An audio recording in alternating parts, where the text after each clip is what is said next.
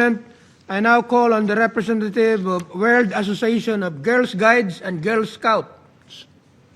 You have the floor, Madam.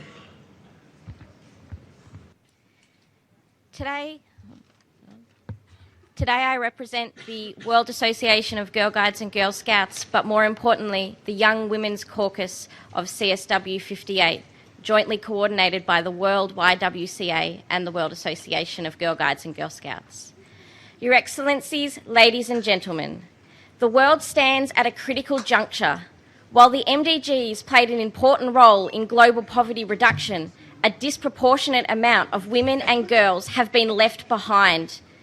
Today, on behalf of the Young Women's Caucus, I will outline how we can all learn from the challenges and achievements in the implementation of the MDGs and ensure the post-2015 agenda captures the needs, assets and aspirations of us, the world's young women.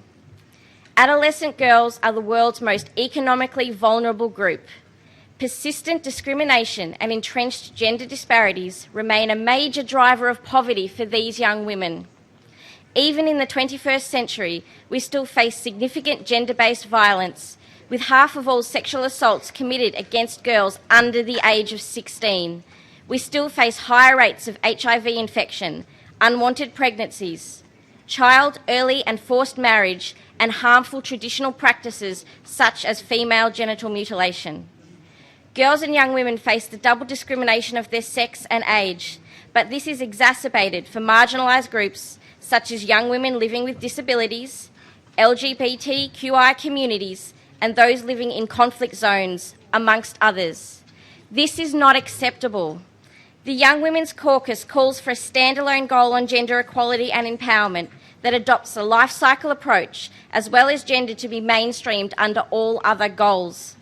This will ensure the new agenda empowers girls and women at different stages in their lives, so the issues that face us as young women today will not cripple our progress as women of the future.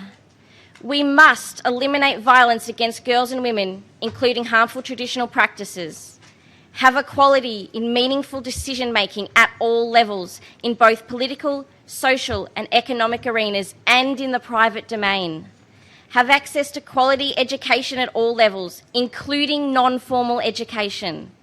Have universal access to health services which are non-judgmental, confidential and evidence-based, including sexual and reproductive health and rights. We must eliminate deeply rooted discriminatory social norms, practices and stereotypes that prevent us from enjoying the full spectrum of our human rights. The framework must acknowledge the cross-cutting nature of these issues for the world's 860 million young people by including specific targets which ensure national accountability. The data collected must be disaggregated by sex and by age. We are more than statistics. We are people whose human rights have to be at the core of any transformative agenda. Our voices must count in the shaping of humanity. Thank you for listening today. Thank you very much for that statement.